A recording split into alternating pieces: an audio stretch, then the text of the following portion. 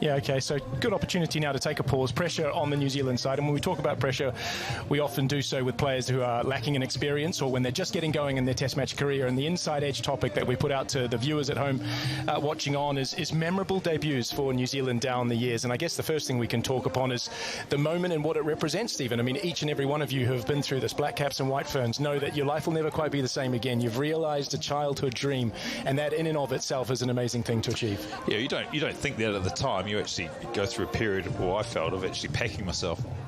Because it really is, it's a step up to that next level. And the biggest question mark is, am I good enough? Am I good enough to play at this level? I've worked towards it and it's a dream and I really want to do it. Now I'm here.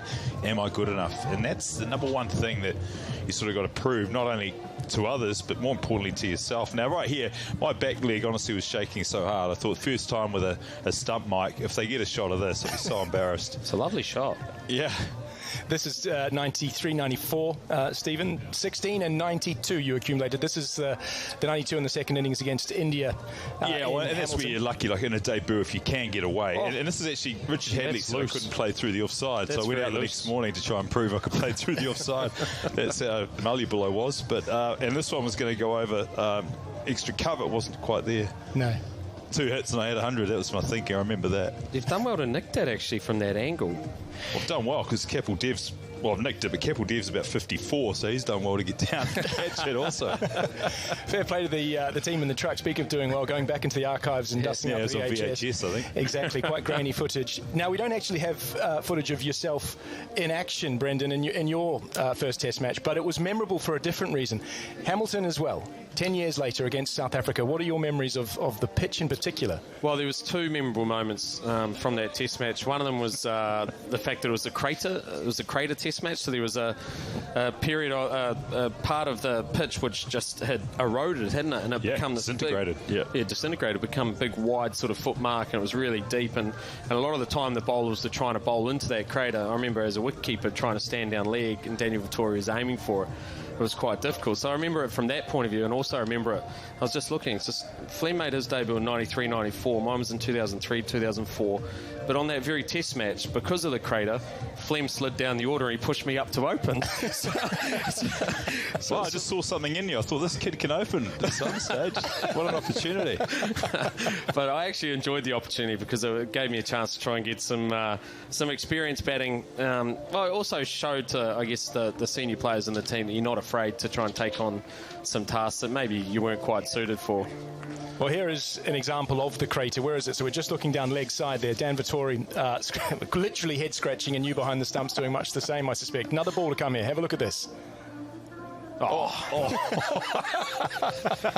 He could have at least, the skipper could have at least put a man in there. That's right for that one. It's poor captaincy.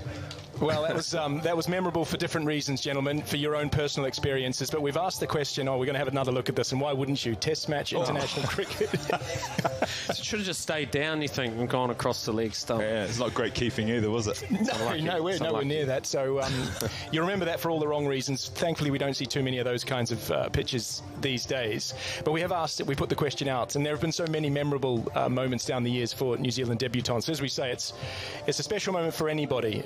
We've got Scott from Auckland and Rob Thomas too, who have, I guess quite rightly, for those with the freshest memories, Devon Conway, double ton at Lords just last year, Stephen. Well, it's special, isn't it, to make your debut at Lords, but to play like that and get 200 is, well, I wouldn't be able to describe it.